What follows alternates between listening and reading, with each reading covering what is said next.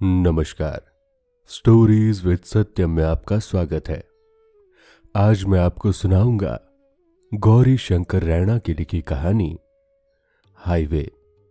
कहानी को सुनने से पहले चैनल को सब्सक्राइब करें ताकि आने वाले वीडियोस आप तक पहुंच सकें। कॉलोनी के पार्क में स्वच्छंद खेल रहे बालक बालिकाओं का कोलाहल तब मंद पड़ा जब एक नई चमचमाती सफेद कार ठीक सामने सड़क पर आकर रुकी। गाड़ी रुकते ही शॉफर ने फुर्ती से दरवाजा खोला और आदर भाव से अपने साहब के उतरने की प्रतीक्षा करने लगा। कुछ ही क्षणों में एक 30-32 वर्षीय तरुण उसकी कार से उतरा। खिला खिला चेहरा, उत्साह से भरा आकर्षक व्यक्तित्व और उसके अनुरूप उपयुक्त ढंग की पोशाक, ब्लू डबल ब्रेस्ट के साथ फ्लावर पैटर्न की टाई। क्या अंदाज! आस पड़ोस के बच्चों ने एक नजर भर देखा और फिर अपने खेल में तल्लीन हो गए। ड्राइवर ने कार का दरवाजा बंद किया और वहीं रुका रहा जबकि उसका अधिपुरुष सामने के क्वार्टर की ओर जाने लगा। लॉन के बीचों बीच चलते हुए जब वो सामने के सरकारी मकान में कदम रखने ही वाला था, तभी महरी भारी सी चिलमची लिए हुए बाहर आई। कौन? किससे मिलना है साहब? बाल कृष्ण जी घर में हैं क्या? तरुण ने पूछा। पास में टंगी अलगनी पर कपड़े फैलाते हुए महरी अंदर आवाज देने लगी। ओ बेबी जी, कोई साहब आए हैं। भीतर से किसी अनुक्रिया के अभाव में महरी ने गीला लबादा एक तरफ को अटकाते हुए कहा, अंदर में सभी लोग हैं ना, आप जाओ ना साहब जी। चलने को तैयार था कि तभी किसी ने उत्साह से बाहुपाश में जकड़ लिया। देखा तो बालकृष्ण ही था, उसका प्यारा भाईजान। पर यह क्या, वो जीवंत चेहरा आज एकदम जर्जर। भाईजान ये क्या, इतने कमजोर, सब ठीक तो है ना? अरे भाई, ऐसे क्यों बदहवास हुए जा रहे हो? बुढ़ापे का पदार्पण है, चलो भीतर। हाँ चलिए। अधेड़ अवस्था के बालकृष्ण उसके मौसेरे भाई ने लॉबी में पहुंचते ही उत्साह के साथ परिवार के सदस्यों को बुलाना शुरू किया। अरे देखो तो कौन आया है। आनन फानन 18 वर्षीय बेटी बेबी, 20 वर्षीय बेटा पप्पू और पत्नी शीला सामने हाजिर हो गए। नमस्कार रमेश भैया, घर पर सब कैसे हैं? अरे शीला, तुम भी कमाल हो। भला इसे घर की सुध कहां? आए दिन तो टूर पर रहता है, कभी सिंगापुर तो कभी टोक्यो। क्यों रमेश? हाँ भाईजान, आप ठीक कहते हैं, मगर भाभी घर के साथ पूरा संपर्क बना रहता है। हर दूसरे दिन फोन करता हूं मैं। अब आप यहीं से बातें करते रहेंगे क्या? चलिए भैया जी, अंदर चलिए। ऐसा कहते ही शीला ने बेबी को भी इशारे से रसोई की ओर भेजा। रमेश अपने मौसेरे भाई के साथ उसके सजे सजाए ड्राइंग रूम में चला गया। वहीं बड़ी सी खिड़की वाला कमरा, पर कितना बदला बदला सा। रमेश इस कमरे में आज कई वर्षों बाद आया था। लाला जी के रहते यहां अलग ही रौनक होती थी। खिड़की के पास रखे दीवान पर वो बड़ी शान से बैठते रहते थे। धवल स्वच्छत कुर्ता पहनते, गीता प्रेस की कोई धार्मिक पुस्तक लिए खिड़की से टेक लगाकर बैठे रहना उनकी दिनचर्या का एक हिस्सा था। जीवित होते तो पूरा घर सिर पर उठा लिया होता। रमेश के लिए इलायची और बादाम वाला कहवा अब तक क्यों नहीं आया? लीजिए अंकल जी। रमेश ने देखा कि सामने बेबी पानी का गिलास लिए खड़ी है। ट्रे में से गिलास उठाते हुए जब उसने पूछा कि वो आजकल क्या कर रही है, तो बेबी ने मुस्कुराते हुए जवाब दिया, बीकॉम फाइनल। तभी पप्पू भी चाय और बिस्कुट आदि लिए भीतर आया। तुम चाय पियो, मैं अभी आया। ये कहकर भाईजान बरामदे की ओर जाने लगा। बच्चे भी ट्रे और खाली गिलास लेकर बाहर चले गए। रमेश को अपने मौसेरे भाई का इस प्रकार उठ खड़े होना और फिर चले जाना अटपटा सा लगा, पर स्वजन्य का ये आचरण उपेक्षीण था। रमेश ड्राइंग रूम की दीवारों में ना जाने क्या तलाशने लगा। बेबी की बनाई हुई पेंटिंग, कश्मीर से पहले कभी लाई हुई रंगीन कागज और शीशों से सजी कंगड़ी, लाला जी का एनलार्ज किया हुआ फोटो, टीवी, पप्पू के स्कूल मेडल, पहलगांव में शीला और भाईजान का भुट्टा खाते हुए खींचा गया फोटो, पप्पू इंजीनियरिंग कॉलेज में अपने मित्रों के साथ लिया गया फोटो। बच्चों के बड़े होने और समय गुजरने के साथ साथ कितना परिवर्तन आया है इस ड्राइंग रूम में। एक समय था जब इस कमरे में केवल 1-2 कैलेंडर झूल रहे होते थे और एक कोने में होता था लाला जी का हुक्का। उस हुक्के को लेकर बाप बेटे में आए दिन हाय तौबा मची रहती थी। जितना ही भाईजान लाला जी को तंबाकू पीने से रोकते थे, उतना ही वो ज्यादा पीने लगते। शीला भी उस हुक्के को लेकर दूध का दूध और पानी का पानी करना चाहती थी, मगर दोनों की एक ना चलती। तंबाकू की गंध सारे क्वार्टर में सुबह शाम तैरा करती। ये गंध लाला जी की मौजूदगी और उनके शासन का आभास कराती। इसका श्रेय लाला जी की पत्नी शोभावती को भी जाता है, जो निष्ठापूर्वक अपने पति की सेवा करती, उसकी सुख सुविधा का ध्यान रखती। इसलिए हुक्का स्टूल पर विराजित रहता और लाला जी दीवान पर। लाला जी के इस कमरे में शोभावती हर रोज शिव के कैलेंडर के सामने बैठ अपने इष्ट देव का आवाहन करती। पर वो आज घर में नजर क्यों नहीं आ रही? हो सकता है मार्केट गई हो, लेकिन बाजार जाने की तो उसकी कभी आदत ही नहीं थी। घर में भी तो नहीं लगती। घर में होती तो व्यग्र हो इस समय, या तो मेरा माथा चूम रही होती या मुझे बहुत बड़ा आदमी बनने की दुआएं देती। अंकल जी, आपने चाय नहीं पी? सामने बेबी खड़ी थी।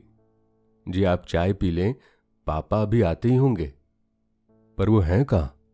दूसरे कमरे में दादाजी के पास। इसके पश्चात लड़की ने क्या कुछ कहा वो सब रमेश ने सुना ही नहीं। बिना विलंब लॉबी को पार करता हुआ वो सामने के बेडरूम की ओर लपका।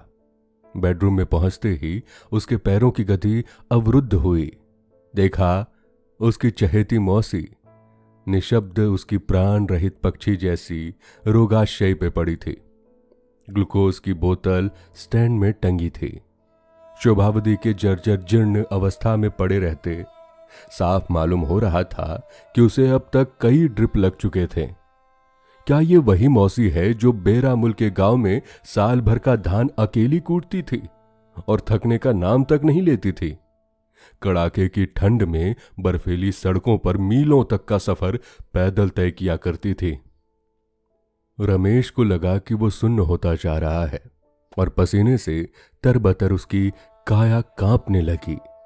रमेश की वृत्ति का अनुमान करते हुए भाईजान ने तुरंत कुर्सी दी और उसे बैठने को कहा। अनमना सा झेंपते हुए रमेश बैठा, मगर शोभावती के चेहरे को एकटक निहारता रहा। उसकी मौसी के माथे पर आज ना तो चंदन का तिलक ही था और ना ही गले में लद्दाखी मोतियों की माला। बेसूद सी पड़ी वो वृद्धा काश कुछ बोलती।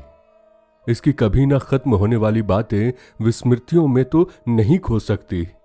अरे रमेश, ना जाने यूनिवर्सिटी में क्या करता है, जल्दी से पढ़ाई खत्म कर। मेरी अच्छी बाबी मौसी, तुम ये क्यों नहीं समझती कि कोर्स अपने समय पर ही पूरा होता है और इम्तिहान भी किसी कायदे कानून के तहत होता है। वो तो ठीक है, पर देख, लाला जी भी अभी सर्विस में है। कल को वो रिटायर हो गए तो किससे तुम्हारी नौकरी की बात करूंगी? पेंशन पर जाने के बाद भला किसी मुलाजिम की पूछ होती है? रमेश ने पास में बैठे अपने मौसेरे भाई से उपचार आदि के बारे में एक भी बात नहीं पूछी। वो भी इसकी मनोदशा से अनभिज्ञ नहीं था। वो जानता था कि रमेश की मां असमय मृत्यु के बाद उसकी मां ने ही रमेश को पाला पोसा था। वो जानता था कि रमेश की किसी सफलता पर उसकी मां कैसे उत्साह और उन्माद में झूमने लगती थी, मानो उसकी कोई बरसों की साथ पूरी हो गई हो। जब रमेश एमए पास करने की खबर लेकर आया, तब भी ऐसा ही हुआ था। मृदुल नेहा अविराम बरसने लगी थी। लाला जी अपने पत्नी के स्वभाव और ममत्व की भावना को समझते थे। उन्होंने कुछ ही दिनों में रमेश की नियुक्ति एक एक्सपोर्ट हाउस में करवा दी, जबकि उनका अपना बेटा बालकृष्ण अभी भी रोजगार दफ्तर के चक्कर काट रहा था। अपनी मां का रमेश के प्रति अनुराग देख बालकृष्ण उन दिनों अपने मौसेरे भाई से ईर्ष्या करता था, क्योंकि मां की ममता और स्नेह जो उसे मिलना चाहिए था वो रमेश को नसीब हो रहा था। रमेश उठ खड़ा हुआ और अपनी मौसी मां के सिरहाने जा बैठा। बिस्तर पर पड़ी बेसुध जान के माथे को सहलाने के उद्देश्य से छुआ कि पूरे शरीर में कपकपी दौड़ गई। मन और प्राण को झकझोरने वाला ये कैसा उद्वेग था। उसे बोर्ड रूम होटल का कमरा, मौसी मां का दुलार और फिर ये खामोश बेडरूम क्षणिक दृश्यों की तरह एक स्थिति से निकालकर एक दूसरी अवस्था में ले जा रहा था। निशब्दता के उन क्षणों में रिक्तता का आभास बढ़ने लगा। वो बेचैन होने लगा। इस शहर में आए उसे 3 महीने हो गए थे, पर क्या 90 से ज्यादा दिनों की अवधि में 15 मिनट निकाल पाना कठिन था? इन बूढ़ी आंखों ने कितना खोजा होगा। क्या ये आंखें रमेश को फिर से देख पाएंगी? प्रश्नों का सिलसिला और ये खामोशी। निशब्द रमेश उठ खड़ा हुआ। हालांकि उसके माथे पर चिंता की रेखाएं साफ नजर आ रही थी, पर वो एकदम से क्यों चलने लगा ये उसका भाईजान समझ ना सका। कुछ पूछे या ना पूछे, इसे उधेड़-बुन में रमेश के साथ चलते चलते उसका मौसेरा भाई भी क्वार्टर के दरवाजे तक आ गया। रमेश रुका और उसने जेब से अपना विजिटिंग कार्ड निकाला। उस पर कोई फोन नंबर लिखने लगा। अब तक बेबी, शीला और पप्पू भी वहां आ चुके थे। शीला कुछ कहने लगी, शायद ये कि रमेश को रात के खाने के बाद ही जाने देना चाहिए, लेकिन भाईजान के संकेत ने उसे चुप कराया। रमेश ने अपना फोन नंबर फिर दोहराया। भाईजान ने कार्ड को संभालते हुए अपने बटुए में रखा और दोनों गले मिले। दृढ़ता से बड़े भाई ने छोटे भाई का हाथ पकड़ा और कुछ कहे बिना ही सब कुछ कहते हुए विदा करने लगा। बालकृष्ण के परिवार से रुखसत होकर रमेश बाहर लॉन की तरफ चल पड़ा। अंधेरा गहराने लगा था। अब कहीं कोई बच्चा नजर नहीं आ रहा था। रमेश को देखते ही शॉफर के बदन में फिर से फुर्ती आई। उसने कार का दरवाजा खोला और अपने साहब की हाजिरी बचाने लगा। रमेश कार के पास आया, लेकिन उसमें बैठा नहीं। सर, आपको लेने कब आऊं? मैं अपने आप आ जाऊंगा। लेकिन सर, अभी तो आपको कई जगह जाना है। अभी कहीं नहीं जाना, जाओ गाड़ी होटल में लगा लाओ। अच्छा सर। ड्राइवर कार ले गया। रमेश ने क्वार्टर को एक बार फिर देखा और आगे बढ़ने लगा। स्ट्रीट लाइट्स टिमटिमा रही थी।